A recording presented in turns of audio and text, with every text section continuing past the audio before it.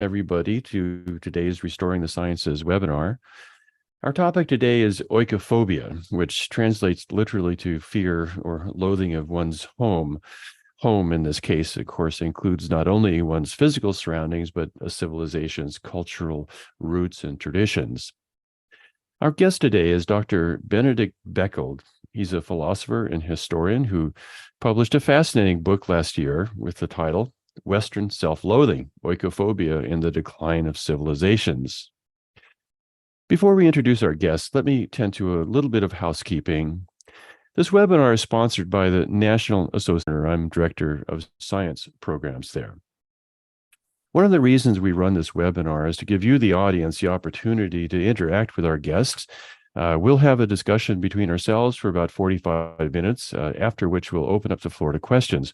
And I encourage you to submit questions through the Q&A box at the bottom of your screen.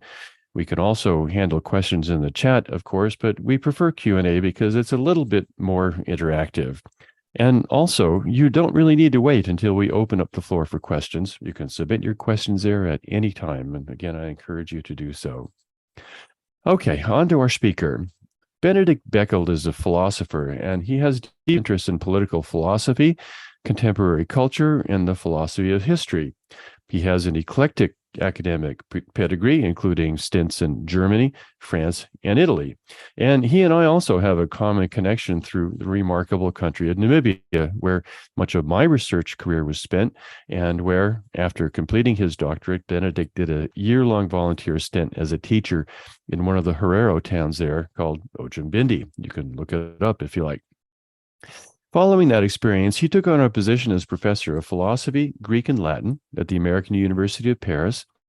And in 2014, he left that position and returned to the U.S., where he is concentrating presently on writing and other means of communications, including the philosophy vlog. And I'll be putting some links into the chat box about all this, so you can link to those there. All right, so without further ado, Benedict, welcome to Restoring the Sciences. We're really glad you're here. Thank you so much. It's my pleasure. So I think it might be good if you could give us a brief outline of the content of your book on Western self-loathing and the rise of oikophobia. Yes, so it's a fairly eclectic book, you might say, as indeed reflecting my own eclectic background. But basically, the book is about the phenomenon of cultural self-hatred that we have today. The term oikophobia itself was coined by the late British philosopher Roger Scruton.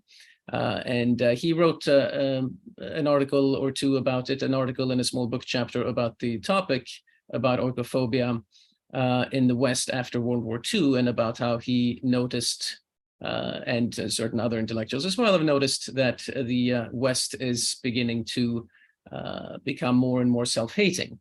And so what I did was I took that idea, or that not so much the idea, which I think was evident to many of us, but certainly the term, which I thought was a very useful term, basically the polar opposite of xenophobia. So xenophobia, one hates the foreigner, and oikophobia, one hates one's own home or one's own culture.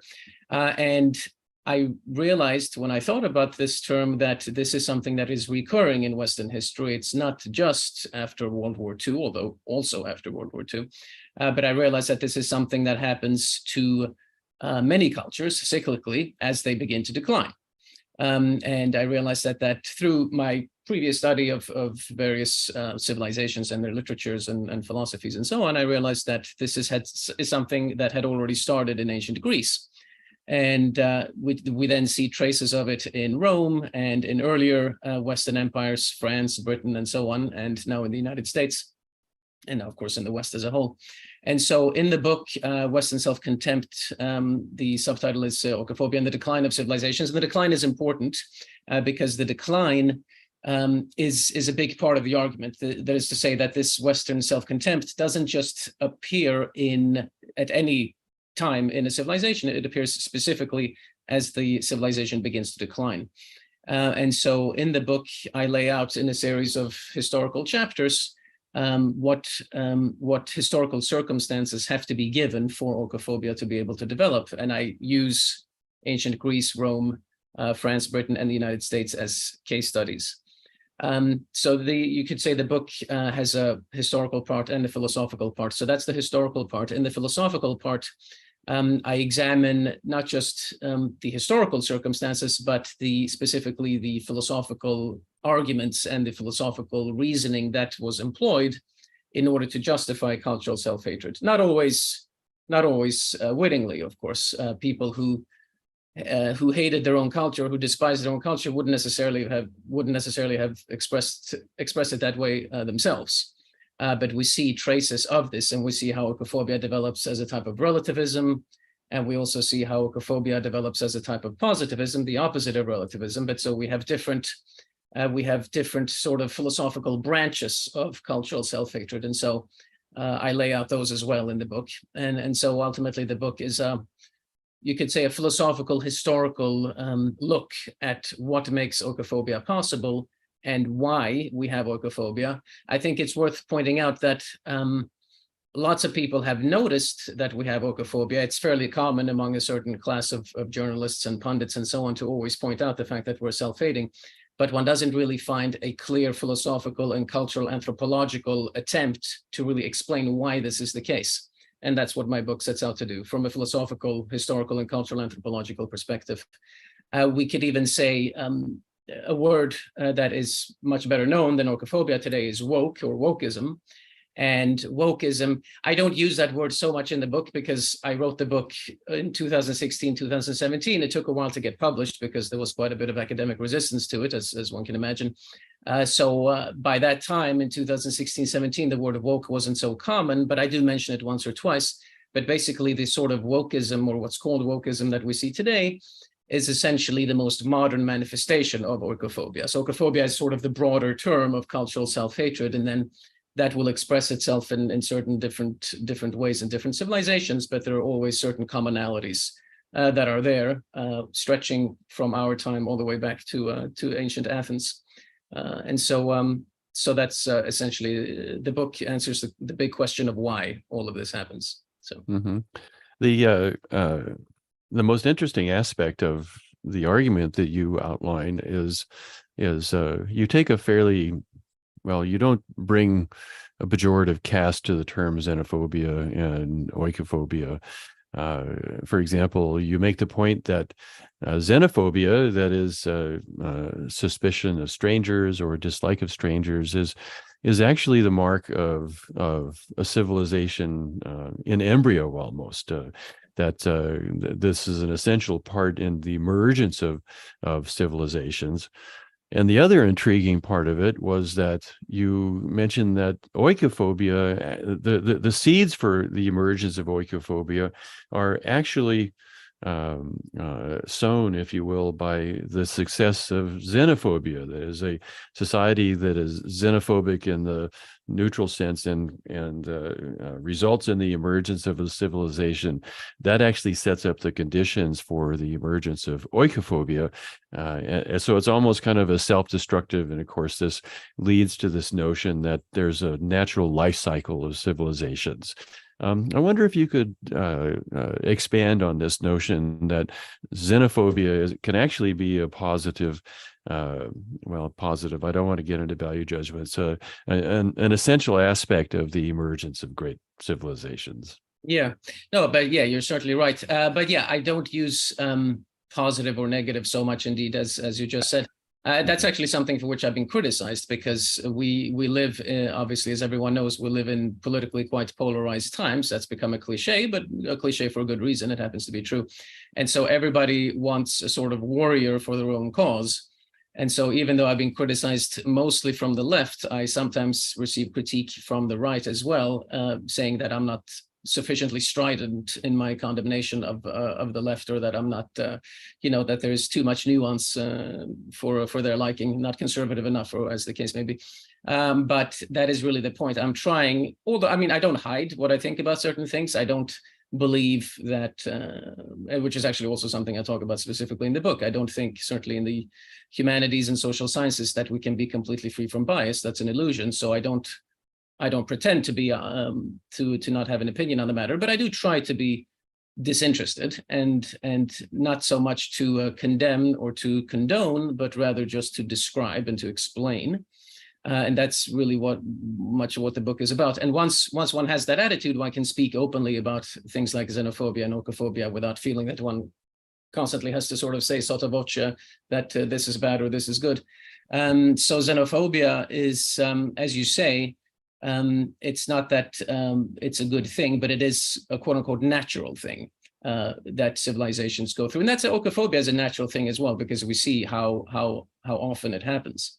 But the sort of basic posture of a society, of a civilization, is, of course, to be self-promoting and to be suspicious of outsiders.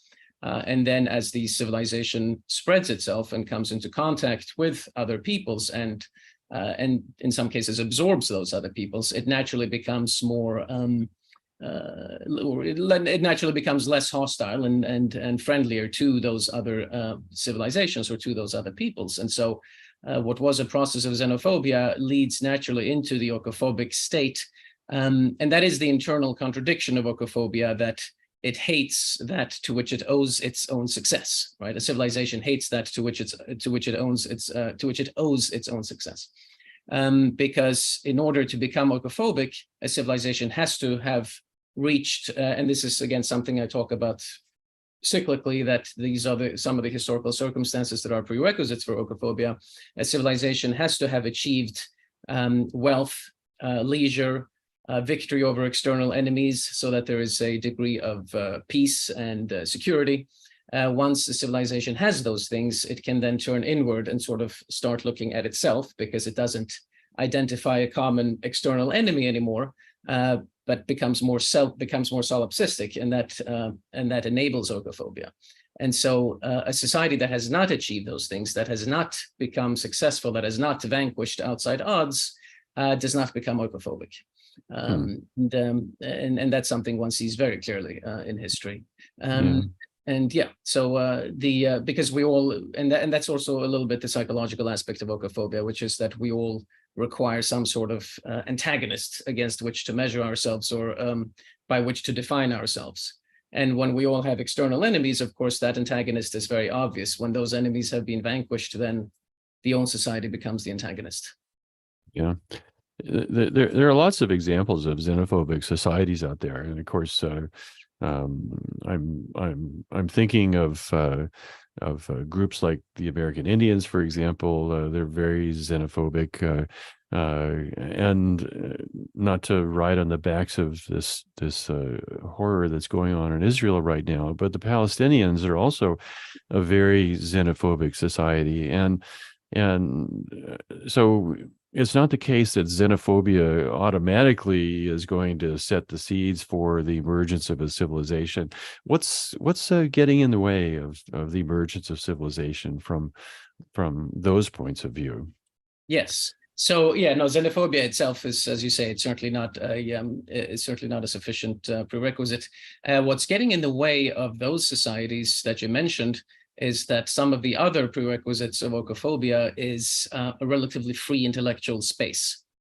Because in order for oikophobia to develop, you have to have a space in which intellectuals can engage in their craft, can engage in self-study and self-critique without fear of the powers that be, without fear of the government or the church or what have you.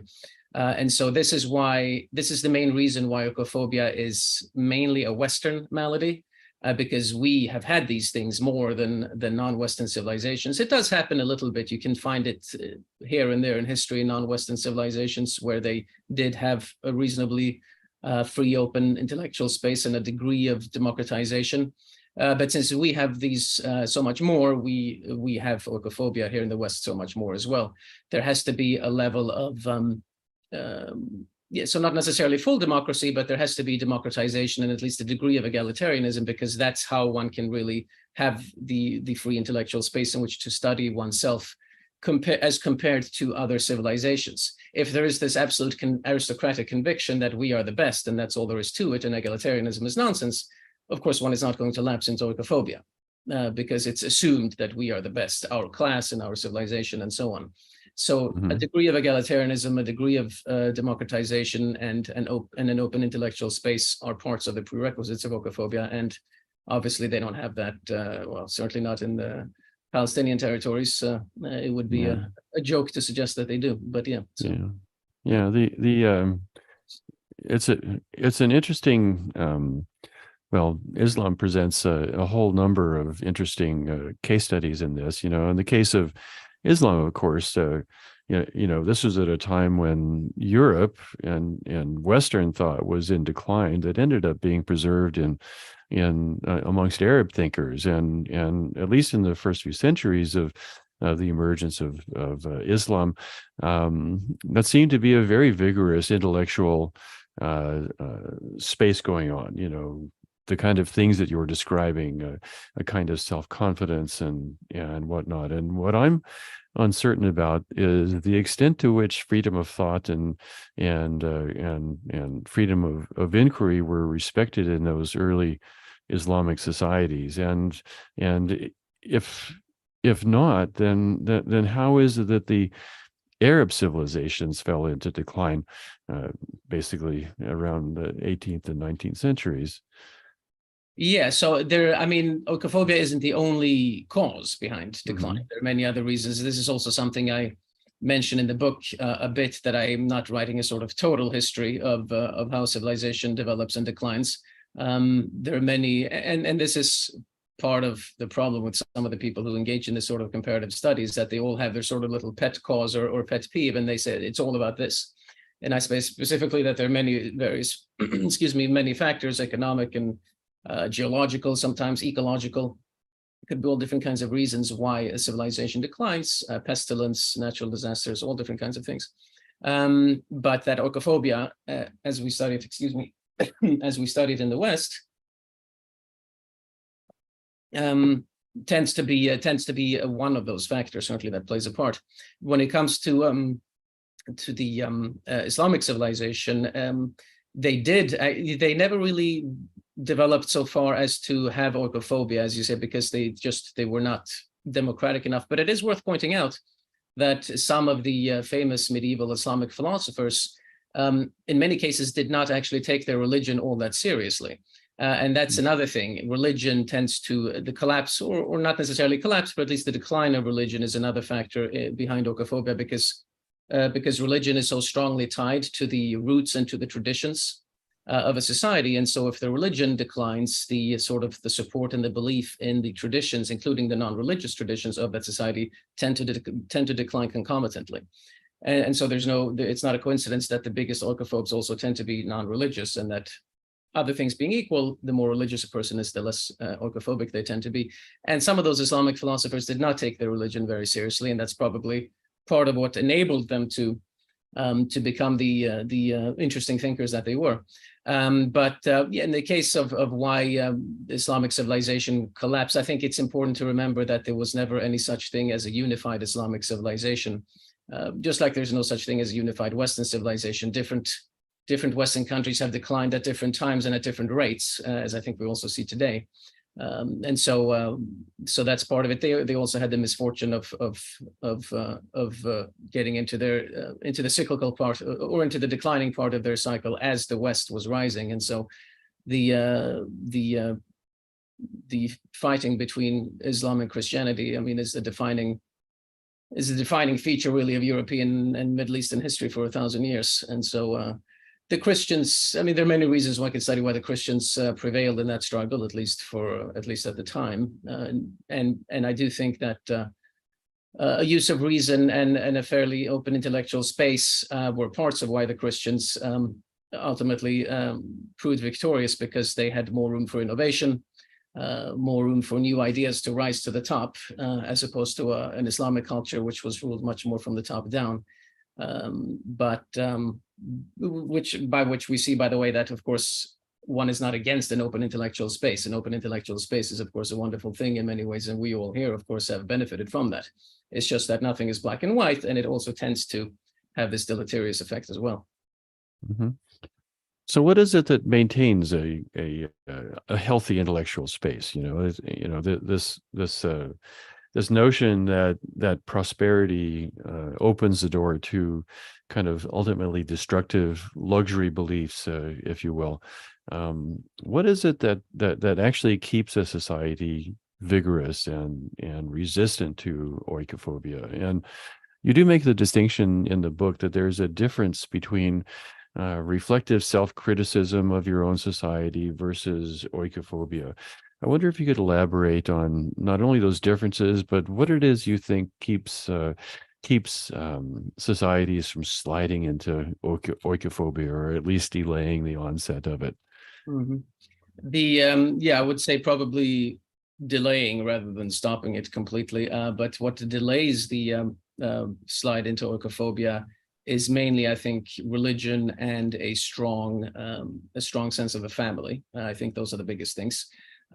This sort of hyper individualism and sort of atomization of society, they all go hand in hand with oikophobia, as does the entitlement mentality as well. So I think a strong family, an emphasis on the family as the most important social unit, as opposed to the individual as the most important social unit, I think is a big part of it. And there is a reason why the strongest resistance to Western oikophobia is here in the United States, as opposed to Western Europe, because here we still have more religion. It depends, of course, very much on where one is in the country, but by and large, we're still a more religious people. I say this as a non-religious person myself, but by and large, we are a more religious people than most Europeans are, certainly West and North Europeans. And so that certainly helps. It certainly works as a bulwark against oikophobia. If we look at the ancient world, I mentioned that we see oikophobia in both ancient Greece and ancient Rome. Greece had a bit more of it than Rome, and Rome had a bit less of it because, and this goes to the same point, that the Romans, by and large, they had a stronger patriarchal sense, a stronger sense of hierarchy. Not to stereotype too much, but the Greeks were a bit more sort of free for all,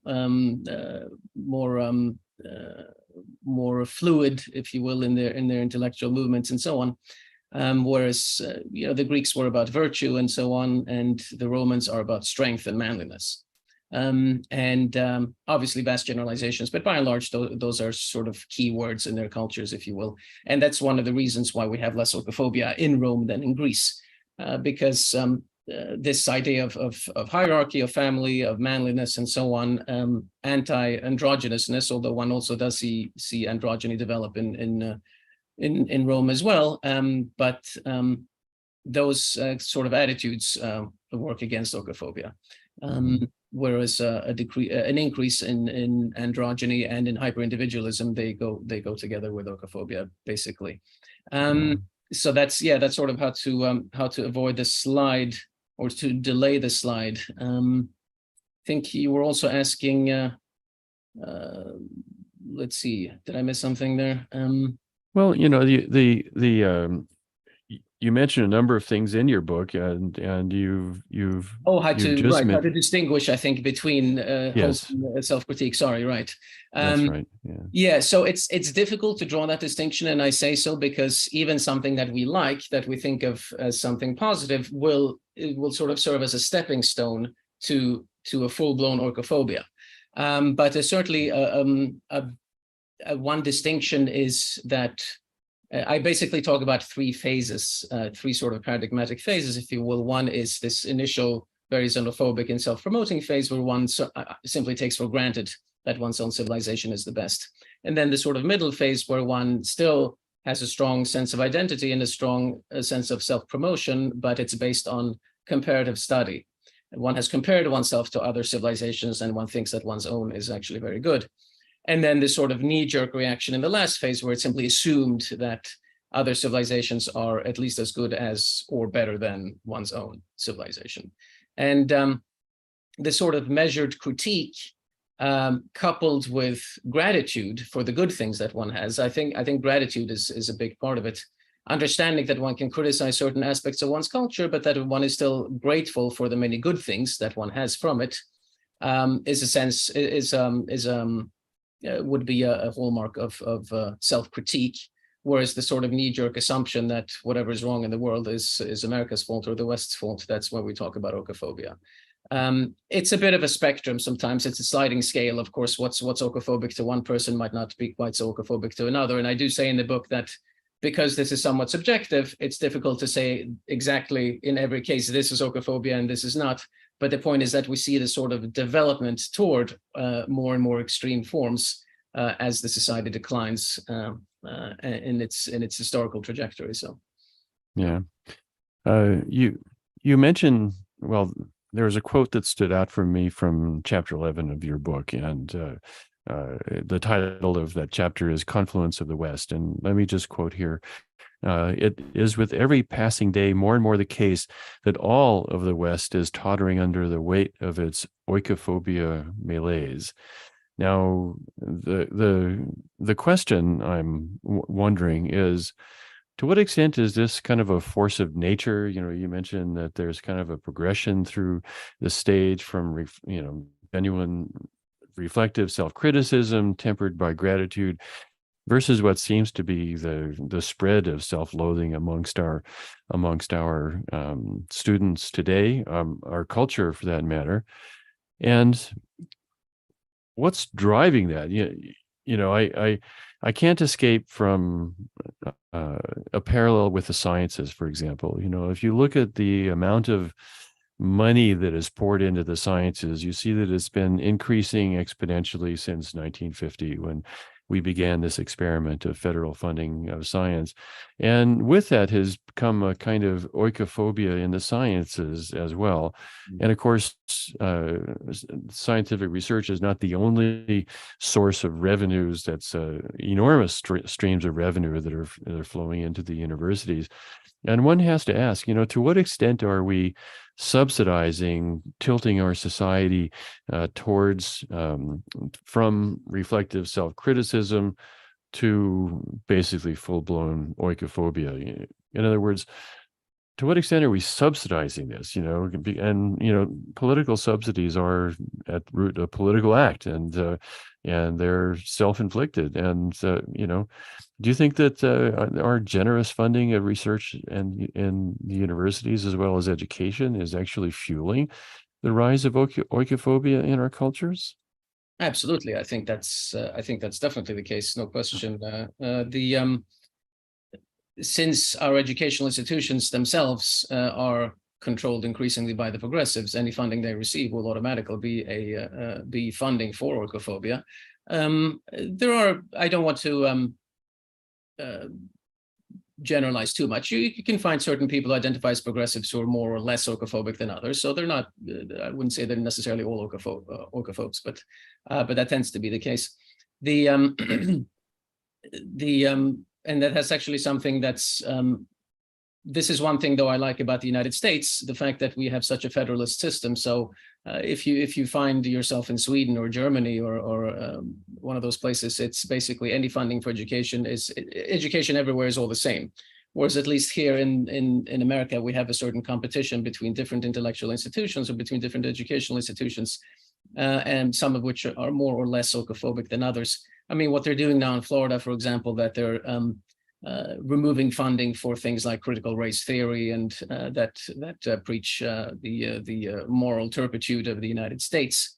I think that actually can create it can create a situation in which there is a certain competition between some public institutions anyway, where less such things are taught, and private institutions where those things do tend to be taught, at least non-religious private institutions like the Ivy Leagues and such.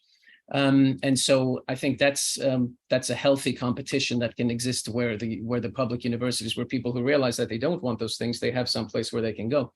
But we're certainly funding it. There's no question about that. I think it's quite clear. And this also, you asked, or you mentioned earlier, what fuels this whole thing. The psychological aspect of it is mainly vanity. And since we're talking a bit about universities and education, we have this idea in America that everybody should go to college, which one thing, I'm very pro-American, but one thing I do prefer about certain European countries, especially Germany, where I received most of my own university training, they still have the idea that the university is a privilege and not a right. And they are much more into vocational training, which I think is a good thing, because because the problem with saying that everyone should go to college is that, number one, you stigmatize all the more the people who don't go to college, which is one thing people always, something I mentioned in another talk once. People say, if you don't think that everyone should go to college, that means you think you're better than people who don't go to college. And it's the exact opposite, because if everybody goes to college, then the people who don't, they're the ones who really suffer. They really become the outsiders.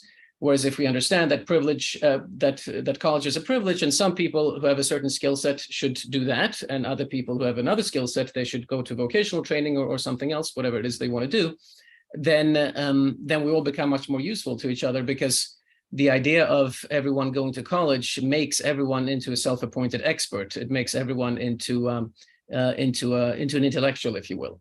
And the fact of the matter is that most people don't have the capacity for that sort of thing, and they become vain busybodies, basically, who by dint of their education, I should say pseudo education, because obviously we live in educationally very devalued times, a result of the fact that everyone has to go to college, because that of course lowers the level for everyone.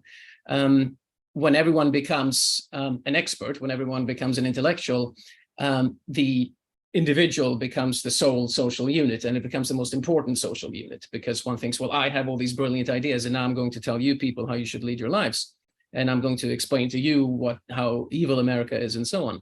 And so decreasing funding for those things, decreasing funding in public institutions for certain disciplines, and also developing the idea that college is not for everyone, I think would be useful, because it would help in reducing this vanity and this hyper individualism that are fuel for oikophobia. Yeah. Also mentioned that it does go beyond that. You know, for example, if you this occurred to me while I was reading your book. If you look at the preferred political narrative that happens to be dominant right now, it's towards globalization, it's towards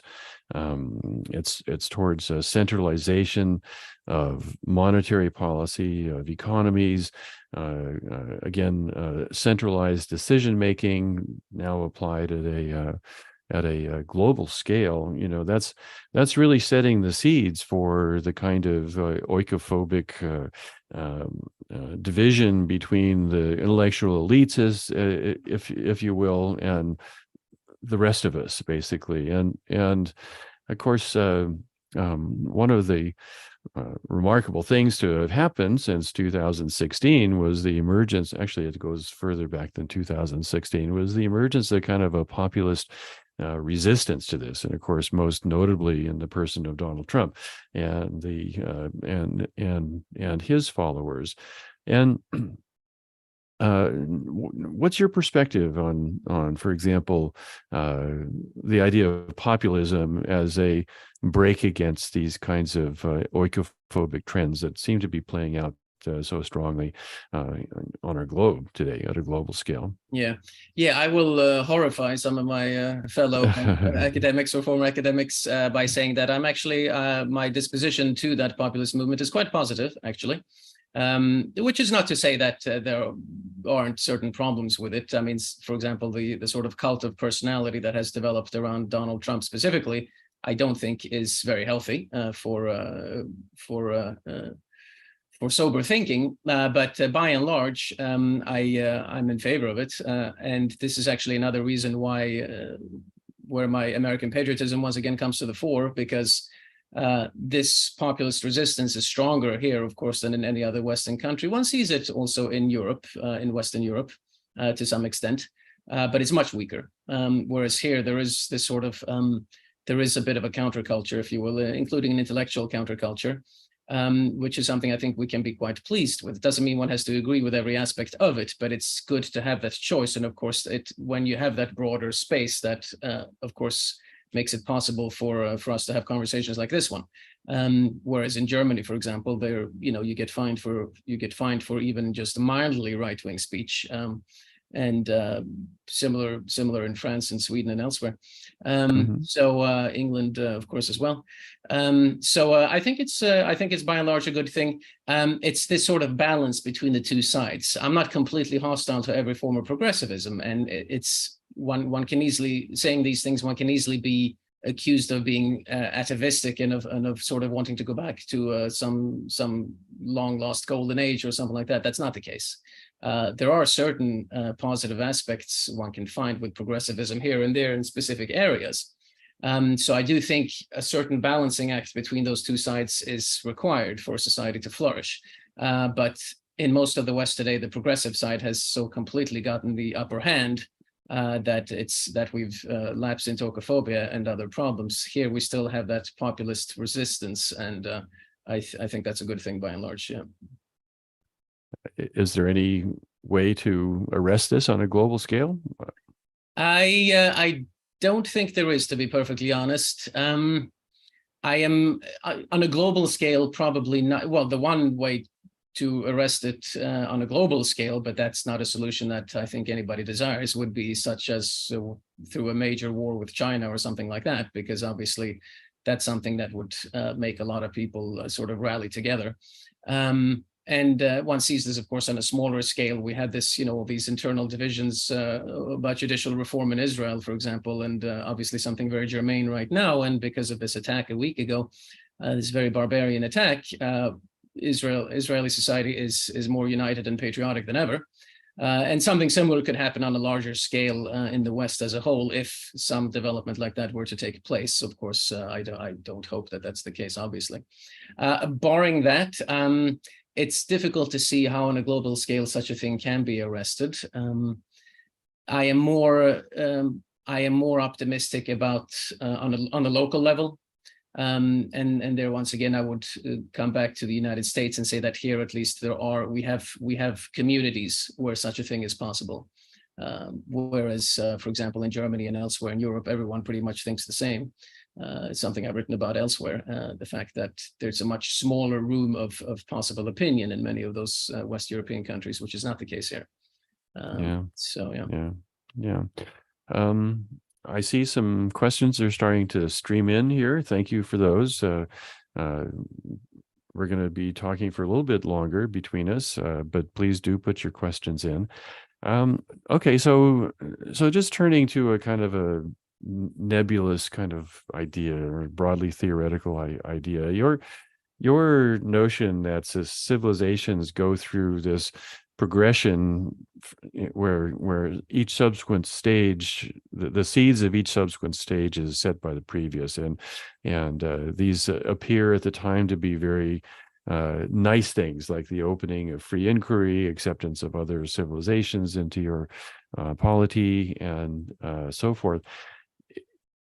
Your thinking has been compared to an evolutionary biologist friend of mine, Peter Turchin, who has this elaborate mathematical model for cycles of civilization, where they go through periods of ascendancy and ultimate decline. And this comes from basically things like complexity theory and analysis of historical records and so forth and so on. You're not really positing a historical cycle theory, are you? And how would you differentiate what you're talking about from the kind of thinking that goes into Peter Turchin's notion? And incidentally, there's a link to Peter Turchin's Wikipedia page. He calls it cleodynamics. How does your thinking differ from Peter Turchin's? By a couple of different aspects. So first of all, I think he's more holistic, and he's also focused more on the, I think, more on the economic aspect of things, whereas I am focused much more on culture and philosophy, because that's what I am. Or I mean, I'm a philosopher. But that's one, I guess that's one aspect. I would say probably he's more similar to probably to someone like Spengler in that sense. Now, Spengler, of course, himself is very much focused on culture to a fault. My problem with Spengler is that he thinks everything is explainable through culture, essentially. But maybe the similarity there to some extent is that they both take a sort of holistic view, and they sort of say that this is how things have to happen. I have been accused of being a historical determinist, which, I mean, it's not entirely. I am fairly deterministic, shall we say, but I don't say that things must happen in such and such a way. I think there's when one is too confident about what exactly will happen and when exactly it will happen, one sort of tends to slip into pseudoscience a bit, as I see it. Although I do believe, which is not to say that one is always wrong, of course, I do believe, if I'm not mistaken, I'm not an expert on Peter Turchin's work by any stretch, but I do believe he said that the 2020s were going to be a period of turmoil or something like that, and which, considering how things are developing, doesn't seem entirely inaccurate, unfortunately. Yeah. So one can, I'm not against predicting the future. I do a little bit of prediction myself in the book as well, maybe on a bit more of a modest level, but I would say those are some of the differences. There is certainly a cyclical element in my work, although I would call it more helical than cyclical, as I explain in the book, because it's not that everything is the same in every cycle. In fact, with every cycle, the oikophobic phenomenon becomes more extreme. And that's because we have even an even freer intellectual space and an even greater degree of democratization with every iteration of that phenomenon. As history develops, we have more democracy and egalitarianism today than they did in ancient Athens. And so it stands to reason that we have more oikophobia, or more extreme degrees of oikophobia as well, than they did. Rome is really, from a chronological point of view, Rome is really the only point where one iteration was slightly weaker than the previous one. The Romans, as I mentioned before, had slightly less oikophobia than the Greeks. But after that, with every new iteration, we see it becomes more and more extreme every time. So I guess I would say I take a helical view in that sense. But it's still fairly cyclical, yeah. So I would say there are certainly similarities, no question about that, between me and someone like Turchin, also, and as between me and someone like Spengler or even Arnold Toynbee, though I have my issues with them as well. But I would say I'm just much more focused on the philosophical and cultural aspect of things. Yeah. Yeah. You mentioned Richard Dawkins a while ago, and the kinds of models that Peter Turchin, for example, represents, as well as most of modern evolutionary biology, as exemplified by the kind of gene-centered theory of evolution that Richard Dawkins promotes. To me, the most striking absence there is the presence of agency and intentionality and those kinds of what would be regarded as spooky concepts by the scientific rationalists. And one of the things, of course, that attitude does is it removes the concept of agency from not only evolutionary history, but also the history of civilizations as well. And this slide from healthy self-criticism into oikophobia seems to me to be a manipulation of agency. In the universities, I still find lots and lots of scientists who adhere to the basic tenets of the scientific way of thinking, that is objectivist, rationalist, evidence-based, and so forth. And they're finding themselves increasingly isolated and marginalized in their universities. So what's really going on there is you're kind of demoralizing a group of agents who could take control of their destiny if they were so demoralized. And is it the case in your thinking that agency has actually formed a crucial role, not only in the genesis of oikophobia, but also in the resistance of it, to keep a culture in its confident, rationally self-critical stage? Yeah, so I actually think that it's a double-edged sword, as so much else, and this is why it's sometimes difficult. This is why, as we said before, I don't speak so much about being hostile or friendly to a particular phenomenon, because everything is a double-edged sword. But this sort of rationalistic view. Now, obviously, if we take Richard Dawkins, of course, this sort of we might say hyper-rationalistic view certainly does remove agency. This is actually why I write the epilogue in Western Self-Contempt, the final part, where I explain that even though we see that history does tend to be quite deterministic, or it tends to develop in a particular way, we still have the capacity to do something. And I don't believe in free will. I guess we're getting now into certain part of philosophical territory. I explain I don't believe in free will. I think free will is an illusion. But one of the common misconceptions about the free will question among non-philosophers, at least, is that if there's no free will, then there's no responsibility and no agency, and that's not the case. That's a fairly modern idea that has become very ingrained in the popular consciousness, but in fact, there is no necessary link between free will and responsibility and agency, which is something I tried to explain in the in the epilogue. And so, even if one does say, like someone like Dawkins does, that there is no such thing as free will, or I think at least or actually maybe he doesn't say that. Maybe I'm being unfair now, but anyway, many sort of hyper-rationalistic scientists do say this, that there's no such thing as free will. Even if they happen to be right, as I do think they are on that particular point, they draw an erroneous conclusion from it, namely that there is no agency and that we're all just sort of bound to go where we go. And that's explained in some detail from a philosophical point of view in the epilogue. But the problem with people like Dawkins, and he does receive quite a bit of criticism in the book, is that they believe that rationalism excludes religion, which in fact it does not. They don't understand, even though they call themselves scientists, but they don't understand what reason is.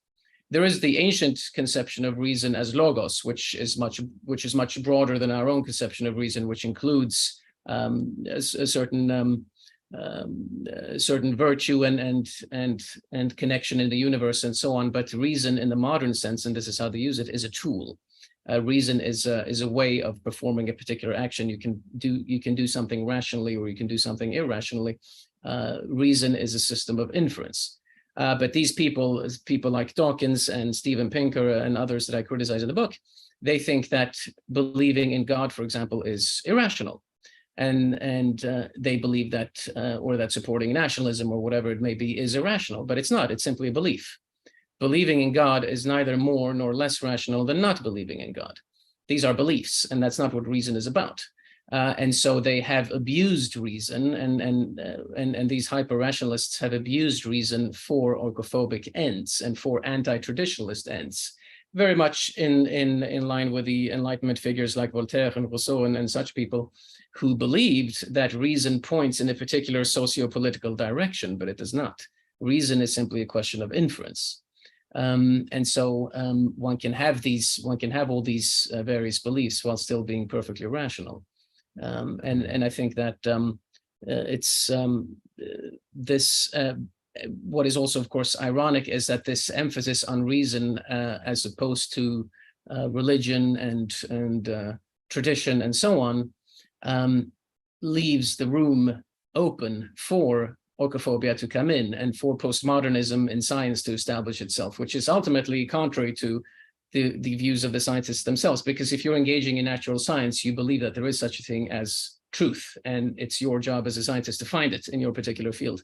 But if postmodernism establishes itself in science, of course, then there's no such thing as truth, and science itself begins to decline. And so they, by doing what they do, by emphasizing this hyper-rationalism, they are actually noxious to their own ends. You know? Yeah, and it's a very narrow way of thinking about the world. You know, Yes.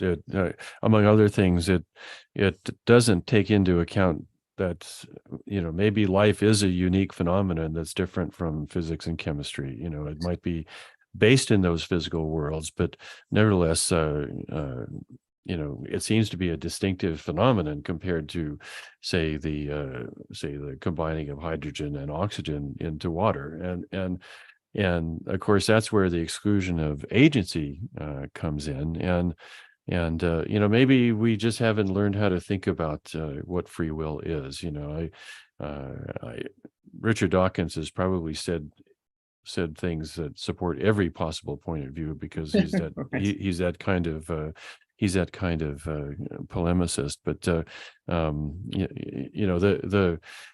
removal of agency from anything that is involved with living things, and of course this includes human civilizations, as you said, ultimately leads to a kind of deterministic and almost a totalitarian end. And could you elaborate on that a little bit? This necessary connection between oikophobia and the loss of agency and the rise of totalitarianism. Yes, well, I don't think that there is a necessary connection between oikophobia and the loss of agency, although certainly they tend to correlate, if you will. And especially what you said before, that it's a very simplistic way of viewing the world. That's something with which I couldn't agree more. They have such a childish view of, first of all, of what religion is and of what social bonds entail. I mean, religion is so much more than they think that religion is just a belief in a magical man in the sky or something. Such a incredibly juvenile way of looking at religion. Religion has a supernatural element, but they confuse religion with magic, which are two different things. Something that Durkheim, for example, talks about a lot, and I wish some of them would read just a little bit of Durkheim. Religion is community, and religion is a sense of the sacred. And once you have a sense of the sacred, with the sense of the sacred comes a certain sense of gratitude for that which is special and for that which is apart. And that's something that's a great bulwark against oikophobia to have.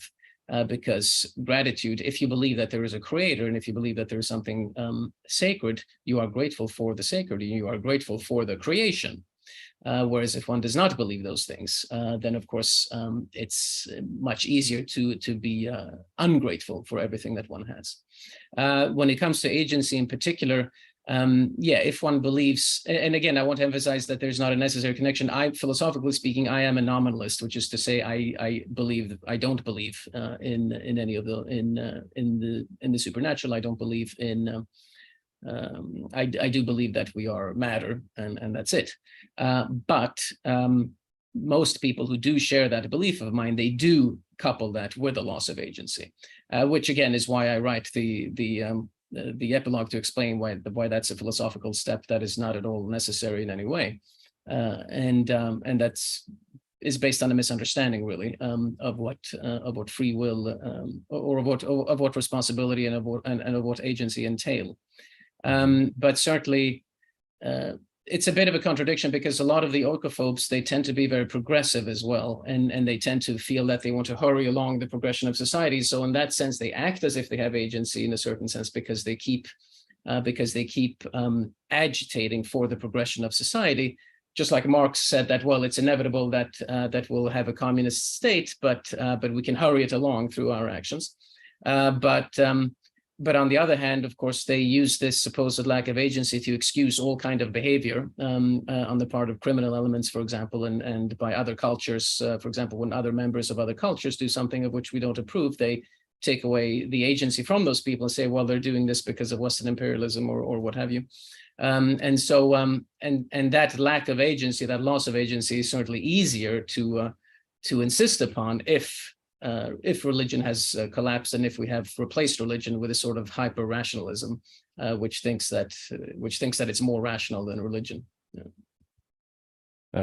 Before we open up the floor to questions, I'd like to spend a little bit of time talking about the sciences specifically. And when you're talking about ingratitude, for example, one of the remarkable things I've seen during my career was essentially the rise of what is really ingratitude amongst younger scientists and among science in general. And there's a certain amount of self-loathing that is developed as part of that. And the ingratitude you see manifest most starkly in the spread of cancel culture to historical figures in science, people like Thomas Huxley, Charles Darwin, Francis Galton, and William Shockley, who in spite of what you think of them as personally as human beings, they made incredible contributions to our advancement of our understanding of the world. And there's this tendency that we have to just erase all that. And of course, part of that is the rise of a certain amount of tribalism, identity politics in the sciences. Even, well, it's spread through the entire scientific ecosystem, even independent professional societies, for example, have bought fully into this. And this to me stands as an example of the way in which subsidizing ingratitude is actually ultimately destructive. But I wonder what your thoughts are on the rise of oikophobia, or what role oikophobia and the emergence of that has in the sciences generally. You have some thoughts on that? It's an interesting question. Of course, you probably know more about that than I do. I wouldn't be surprised as a scientist yourself. But from what I've seen anyway, as an outsider, I mean, if you're speaking specifically of the natural sciences, what I see as an outsider is the sort of, as we said, the rise of postmodernism in science, and the fact that the collapse of truth, which is the whole point of science, I believe, to try to get at it and to reach new horizons through the understanding that there is something that is established out there that is greater than we ourselves are, and then we just sort of have to find it through scientific means. And of course, the abuse of science one sees everywhere. I mean, the notion now that there are 17 genders or whatever it is, science will, of course, will bend to oikophobia and to, in this case, the androgyny of declining cultures, as I mentioned before. And so science is of course, for a while, maybe 20 years ago, was popular to say that the sciences would be immune to the affliction in the humane and social sciences, and of course that has proven not to be the case, unfortunately. Yes. And so that's certainly a part of it. How it expresses itself in the natural sciences in detail, I'm probably not qualified to say, but it seems to be similar, from what I can tell, to how it expresses itself in the humane and social sciences. The fact that one basically starts to come up with whatever nonsense one can think of in order to get the funding for whatever is the prejudice of the day, seems to me to be all pervasive. Yeah, the question for the sciences, again, coming down to this notion that oikophobia in the sciences is a choice, and it's furthermore a choice that's biased by subsidies. The big challenge, I think, is how to empower people who are still confident in the basics of what science is, and versus the rising power of those who want to actually bring a postmodernist tilt to science. And we're not quite sure how to do that yet. I don't know if you have any thoughts on that, but well, I mean, I think a lot of people need to understand is that science is not a goal. Science is a way of doing things. But if you think of science as an object, or if you think of science as a goal, well, then the goal can be whatever you decide. Now, I said before that the science, of course, is a way of getting at the truth. Of course, in that sense, it's the pursuit of a goal. But if you think of science as if you think of science as a goal, indeed, then whatever your prior goal is, then science is going to serve that particular purpose. We have to start thinking about science much more, and maybe I suppose this goes for certain scientists as well, specific scientists who do these things, but also in the popular consciousness, we have to start thinking of science as a verb, so to speak, as opposed to a noun, and say that one can perform an action scientifically, just like I said before about reason. One can draw a correct or an incorrect inference. But reason itself doesn't dictate a goal. So to science itself, it doesn't dictate necessarily. I mean, everything, of course, is temporary or provisional in sciences, because perhaps new evidence will reveal new things. well, maybe not everything, but many things. And if we think of science as an activity and as a verb rather than as a goal, I think that might perhaps be a bit helpful in reducing the abuse of science for particular sociopolitical ends. Yeah, and of course, in at least in evolutionary biology and in biology in general, the distinction between noun and verb is actually a very, very troubling one. The very concept of the organism, for example, by calling something an organism, you're basically making it an object rather than the process that it really is. And if you want to penetrate into the details of how evolution actually works, you can't avoid process. And yet our entire structure of evolutionary biology seems to be centered around object-oriented thinking, genes, organisms, etc., rather than the kind of process that they actually are. Okay, that sounds very Heraclitean, which with which I would agree. Yes, everything. Yes, that's right. Yeah. No man goes into the same river twice. Exactly. As he said. One of my favorite philosophers. Yeah, and mine too. Yes. Okay, so let's go to the Q&A. Thank you to those who have put questions in there. Let's start with Larry right here. He says, I recall a quote that civilizations aren't murdered, they commit suicide. And he asks, is oikophobia also primarily an internal to the civilizational phenomena, or are there significant external influences as well? And you kind of hinted at that in your remarks earlier. Yeah, sorry. Go ahead. Yeah, so it's mainly internal, in which and to that extent the metaphor of suicide is a correct one. It's certainly stimulated by contact with the external, right? There can be no oikophobia because if one has not, as I mentioned before, incorporated come into contact with and absorbed certain external elements, because there has to be something against which one compares oneself. But having said that, it is mostly a development of domestic intellectual movements that leads to oikophobia. One sees the reverse a little bit in non-Western oikophobia. I mentioned a couple of examples. I mean, we spoke about Namibia before.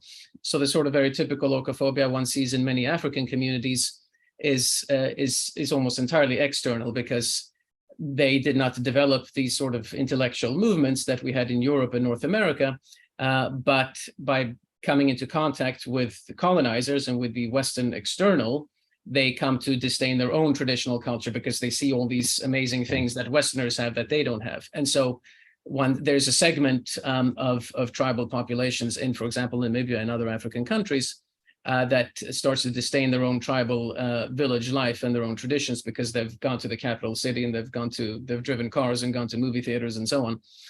So that sort of non-Western oikophobia is much more a question of external forces. But our own Western oikophobia, which is the most common kind, of course, that does tend to be, even though, again, it's stimulated by the external, it's more the result of internal domestic movements. Yeah, you mentioned the external oikophobia, which is certainly an interesting take on this. And I spent a fair bit of time in Namibia as well, and one of the things that I've noticed there is that, particularly in terms of development and energy policy, they're still, even though, for example, the government of Namibia is a liberation government, it's ostensibly a communist government, although it's more like the Chinese Communist Party. They still are allowing their policies to be dictated by Western preferences. And in this case, it's what we call a kind of green colonialism. And of course, in the case of Namibia, they have enormous resources in terms of energy, fossil fuels, uranium, and so forth. And they're allowing their energy policies to be dictated basically by the Global Climate Fund and other kinds of agencies like that.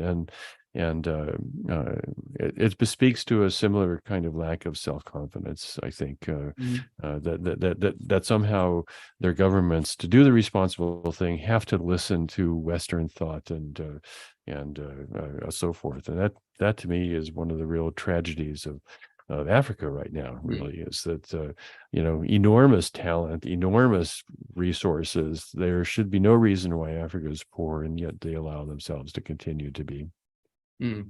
Yeah. Yeah, no, I think that's true. Yeah. Okay, so let's move on to another question. Jack Budney, who is often a guest here. Hello, Jack. He asked, would you care to comment on the idea that society behaves under laws, i.e., like those of, or e.g., like those of thermodynamics, with a balance between xenophobia and oikophobia, and when one of the two traits dominates, and a society either grows or declines into a better or a lesser, or at least a different society? And he says, but when there's an equilibrium, the society self-destructs. I'm taking this perspective from Erwin Schrödinger in his essay, What is Life? And I'm sure you ran into Schrödinger, you've dealt with Schrödinger's writings. Yes. So I'm a bit skeptical toward that sort of language. One finds it also, one finds it a bit here and there, like Brooks Adams was a fairly early example of, if I remember correctly, he does specifically use this sort of terminology. And what I don't like about it, I'm not saying there is no truth to it, but what I don't like about it is that it tends to be a little too rigid, I think, in its analysis. And it kind of closes itself off. What I try to do is to look as much as possible without this sort of terminological baggage, just really look at what people do, and that's it. What do they say, what do they write, and so on, without squeezing that into a particular model. And that's too much of the problem with Spengler as well, for example. He has this model and then everything has to fit it, and which causes him to make a number of mistakes and say things that aren't just true, or to say things that might be true, but that are purely speculative. And so that's why I'm a bit skeptical of that. I think it's better if we want to. I think it's better to have a level of analysis that is as nominalistic as possible. That is to say, that tries to kind of move away from the realist and scientific baggage and just say, well, what do people do, and then what happens? That's what I try to do in the book. And so. Because one sees, I mean, the dynamic again between these two poles that we've been talking about, it does fluctuate, certainly. But I don't think one can really say that when it reaches this particular point, then that happens, and at this point that happens, and so on. It's I think the development of human societies is a little too complex for that. Yeah. Yeah, and of course, there's nothing more deterministic than a law, is there? And yes, and this is the Jack brings up the notion of thermodynamics, and certainly there are laws of thermodynamics. Physical systems behave according to this, but this doesn't mean that that's all they are. And this is one of the mistakes that I think Erwin Schrödinger makes, and as well as a lot of other of my colleagues, is that they just don't know or haven't thought carefully about how to work the unique properties of living things into a thermodynamic context to actually understand how life, for example, is not determined by thermodynamics, but actually life actually determines thermodynamics. It's the opposite. Well, there's a mutual cause and effect relationship there. Okay, so going on to one of my critiques of Marx is that he uses the word gazettes all the time. Everything is a law. Everything that he can think of is a law, and that's just not. It's not the right level of analysis, I think.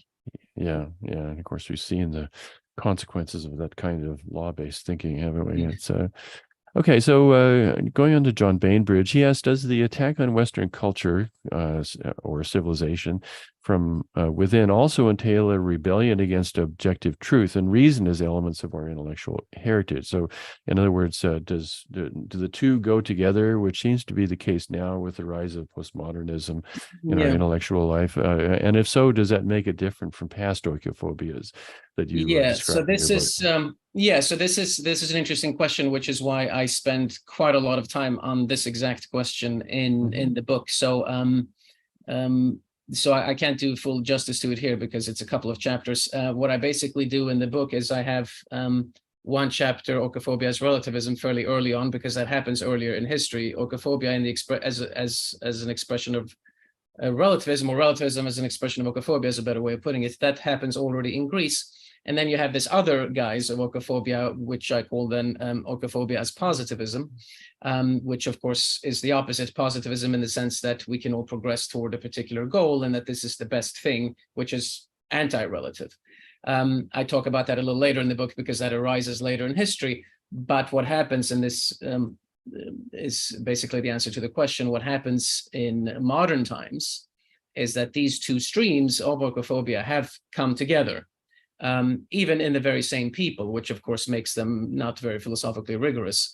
But since both of these types of oikophobia have the same goal, they level one's own society and they raise others up. They are an outlet of allophilia as well, right? The love of the other. They are both used concomitantly together, sometimes by different people and sometimes by the very same people who don't notice the philosophical tension between them, in order to achieve their oikophobic ends. And so I would say, so my basic answer to the question is yes, but not exclusively yes. There is also the other kind. Yeah, but it is an interesting question because they arise differently in history, but are used for the same goal, even though they're philosophically opposite. Yeah. Yeah, and that is one of the most interesting things about your book, which is the way you actually look at this diversity of civilizations and the similarities and differences in this course from xenophobia to oikophobia.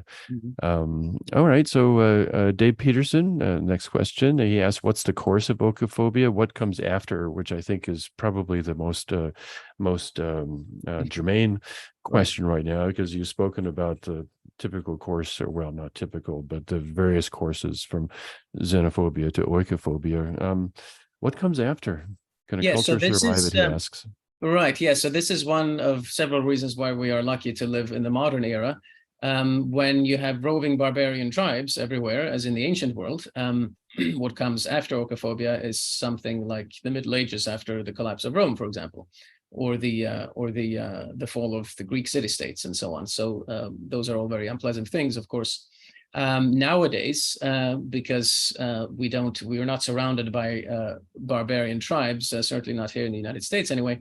When oikophobia leads to a sort of cultural degradation, we're not suddenly going to be invaded by Mexico or Canada, of course.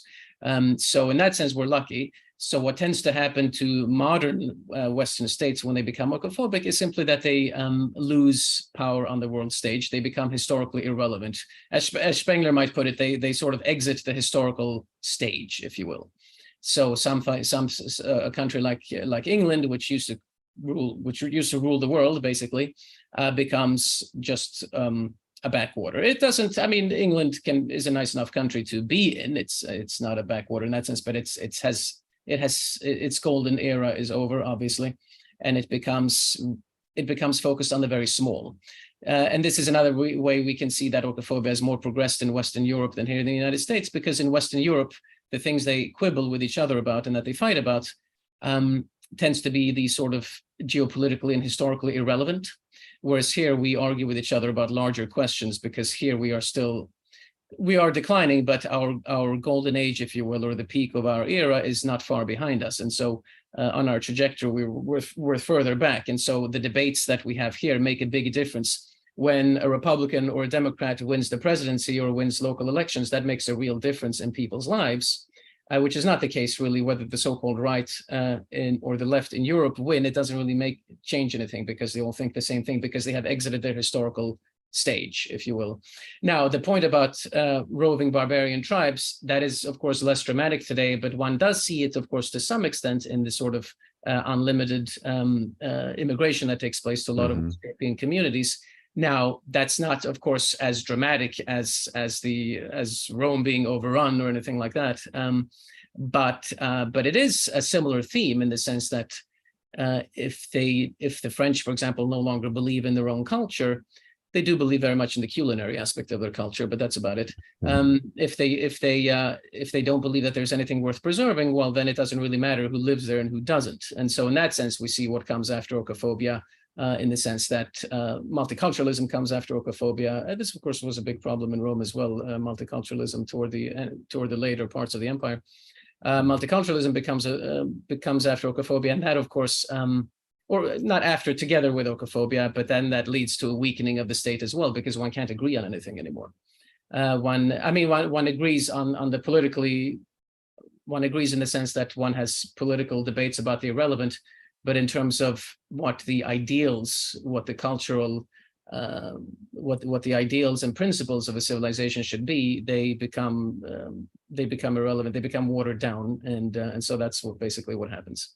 So a country the civilization sort of can continue to trudge along, but it becomes certainly geopolitically irrelevant. Yeah. This ties into the next question from anonymous attendee. If you have any thoughts on how a society comes to be originates having to do with national pride as opposed to oikophobia, and some of your comments just now sort of feed into that. Do you have pride in your own culture even when confronted with or even assimilating large numbers of people who have not come up in your culture? Any thoughts? Does one or do I personally? Well, I think you can answer that in any way you like.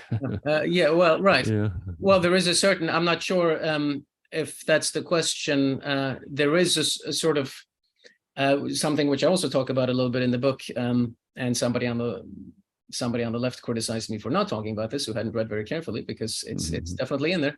But in any case, the sort of reactionary oikophobia when the right wing or the conservatives become very hostile to what they perceive their society has become through an influx of foreigners and other cultures, and so they lose pride. I think that's the question the person is asking. They lose pride in their society because of what is happening to it. And this is actually interesting. I mean, I'm an immigrant myself, obviously, so I'm not against immigration just in general. I think it's a question of what kind of immigration we have.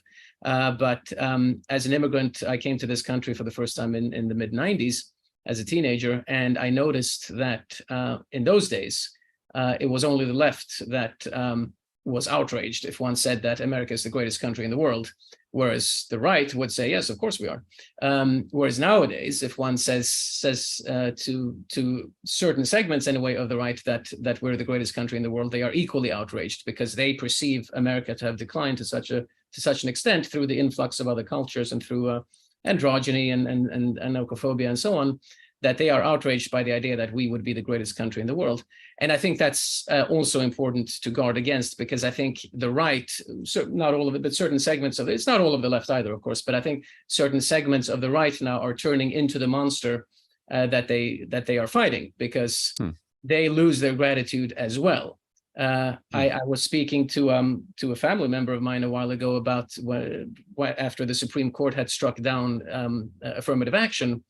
And we said, well, this is a good thing because, because we're against affirmative action. We think race should not be a factor in hiring decisions and so on. And so I said, well, we talk about American decline a lot, but here we see something in which we've actually had an improvement. Isn't that nice? And this family member of mine, who's very much on the right, he makes me look like a commie. He said basically, he said that, yeah, well, that doesn't matter. People are going to ignore it anyway, and so on. So basically, this hostility toward the idea of saying that there's anything good, of being grateful toward anything that we have here in America, I think that's an attitude one has to guard against, and one has to be grateful for what we have, knowing all the while that it's not perfect. Because of course that used to be a very left-wing and progressive thing. The fact that they could point at certain faults that we have, and that are undeniable. Therefore, everything is bad. That, of course, is not the case. I hope I've answered the question, but I think so. I think the pride in one's country and patriotism, I think that's still very much called for. Yes, it goes along. Yeah. This transition. I mean, I'm old enough to remember the phrase "dissent is patriotism" to where we are right now, which is right. dissent is seditious and treasonous, yes, almost. Exactly. Jack Budney comes back with a really interesting question. I know you spoke about civilizations, mostly in Western and I have to confess, I don't recall whether you spoke about American civilizations. And so he asked, what happened to the Aztec civilization? And I imagine the same kind of thing can be extended to the Maya and also the Inca, those great, fragile civilizations in South America and Central America. Yeah. Any thoughts on that? Did you Yeah, write about I that? don't talk about them in the book. Okay. Yeah, so but I don't think they got to the point where oikophobia would have been possible. Hmm. They were too early on, still in their civilization or in their development. I mean, they weren't all the same, of course. Some of them were more or less developed than others, which enabled some of them to conquer others. I mean, such as the Aztecs. But no, I don't believe there was any such thing there. I mean, there was not enough of a literate culture, Hmm. not enough of an intellectual culture. I mean, they collapsed because the Europeans arrived, basically. Not to put too fine a point on it, but You think that as they expanded and became more powerful, that they would have been on this trajectory towards oikophobia? This is not speculative really. history, I I mean, know. yeah, I think a lot more. I mean, considering the state of development they were in when the Europeans arrived, they would have needed a lot of time, I think, to reach that point, because they were. I mean, they. Yeah, I'm not an expert on Aztec culture, but Yeah. Okay. but I don't think. I think several centuries more would have been required, probably. Okay. All right. All right. So Thomas Jocievich, I hope I pronounced your surname correctly there, Tom. He asked a question about religion. He asked, would a revived Christianity, with its traditional creed and morality tempered by charity and humility, serve to turn us away from this fairly deterministic and grim understanding of our cultural and national fate? Yes, I think so. And this is. And again, one can say this also as a non-religious person as I am, but there's no question. Even now, I can say, I mean, the people that I get along with best on a personal note are religious people, because they are the ones who tend to have gratitude and who haven't lost themselves in hedonism and nihilism and so on. Religion definitely is the greatest. Of course, now there are certain churches, for example, that have become very oikophobic or woke, as we would say, and that sort of cater to the most extreme excesses of the progressives.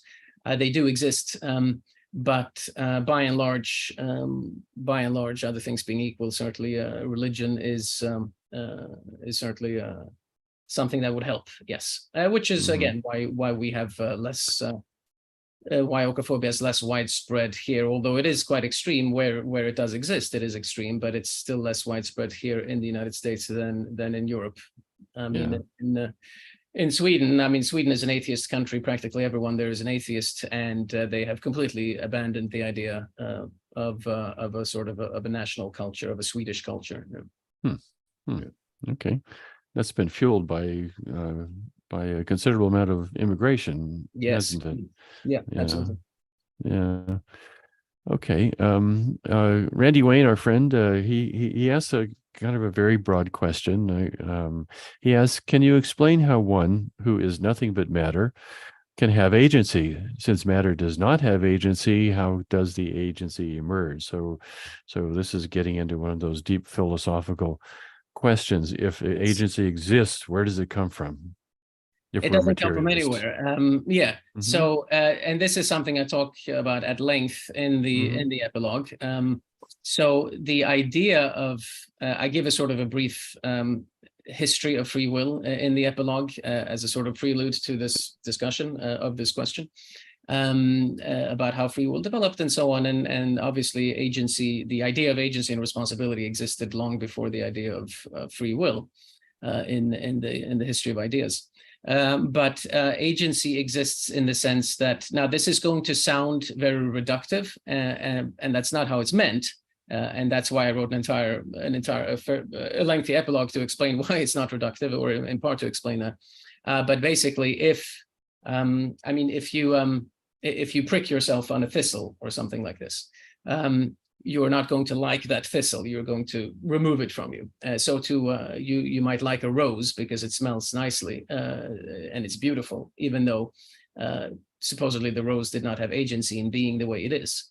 Agency is something that simply comes from how we interact with each other in the world. There are things we perceive as positive and things we perceive as negative, and agency comes from that.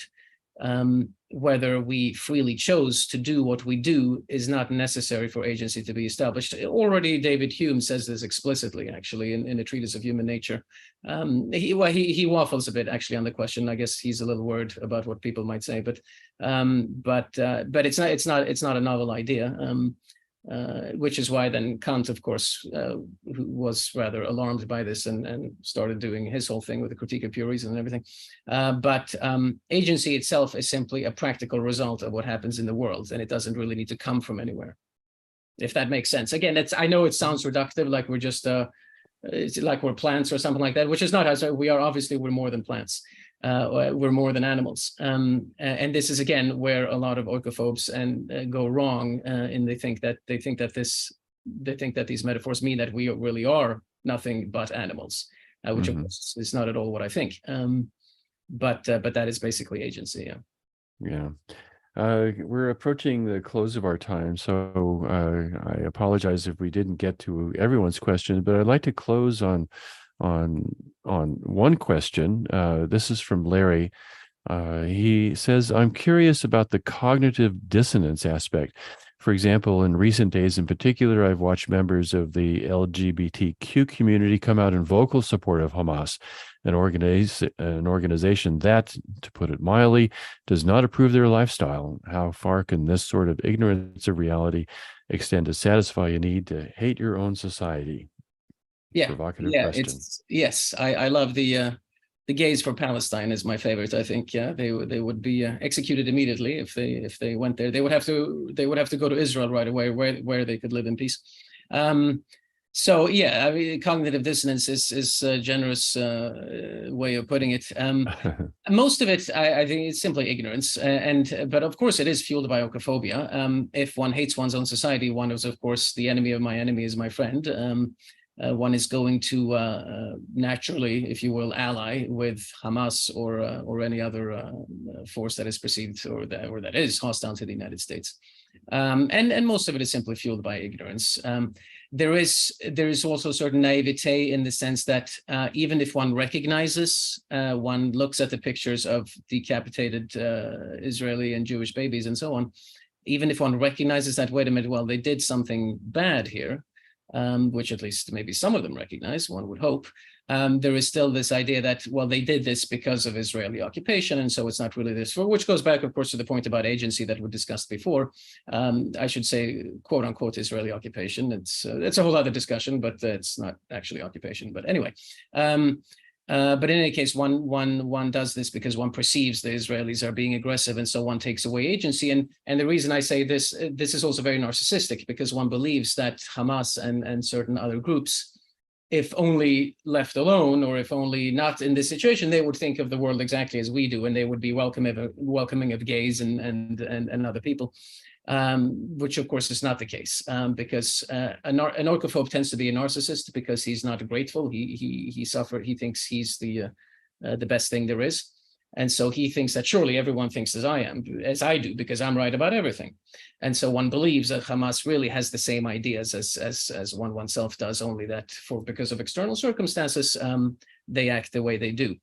So I think that plays a part in contributing to that cognitive dissonance, and some of it, as I said, is just plain ignorance. Yeah. Before I give you the last word here, Benedict, let me just close with a few remarks to all of you who submitted questions for Benedict. Thank you very much, and I apologize if we weren't able to get to all of them. Any unanswered questions or questions that come up, if you could just send them to me at my email address here at the National Association of Scholars. That's turner@nas.org. I'll do my best to get you an answer as quickly as we can. And also keep in mind today that our conversation will be posted on YouTube very shortly, and at the NAS website. This will come on very shortly. The links that I discussed today, or that I posted on the chat, I'll put them in the comments section there. And of course, the comments section is another useful place to post questions and comments. And we do monitor those, and I'll try to respond to those as quickly as we can. Finally, I'd like to just put in a plug for the National Association of Scholars. Our sponsors for this webinar is the NAS. If you're a member, thank you again for your generous support. And if you're not yet a member, please do consider joining us. We think we're doing some good work in defending higher education, and we value your help. There'll be a little bit of a hiatus in Restoring the Sciences. We won't be coming on again until November 24th, but I'd just like to put in a plug for some of our other webinars. On Tuesday, 17th of October, we'll have the next installment of our American Innovation webinar series, and this one will be on connecting the world, the internet. And 1 week from today, on October 20th, there'll be a webinar on China's influence in higher education, especially the network of Confucius Institutes scattered throughout our universities. The next time we'll see you on Restoring the Sciences will be on November 24th, and our guest that day will be the MIT climatologist, Richard Lindzen, and I hope we will see you then. And it just remains for me to thank you, Benedict, for being a guest in our webinar. I really enjoyed our conversation, and I think our audience has as well. And with that, I will turn it over to you for any last thoughts you might have. Yeah, no, thank you. It's been my pleasure. Very nice discussion as well, and I appreciated the questions. I'll be happy to answer more questions. So I guess you said you would have a way of doing so. Otherwise, if you find me online, Benedict Beckeld, I'll be happy to answer any questions across any of my social media as well. So be happy to continue the discussion. Yeah, and just to reiterate, links to Benedict's website as well as other things will be in the comments section of the YouTube video that will be posted shortly. Well, thank you all for joining us today. Thank you, Benedict. It was a fascinating conversation. Thank you. And with that, I'll bid you all adieu.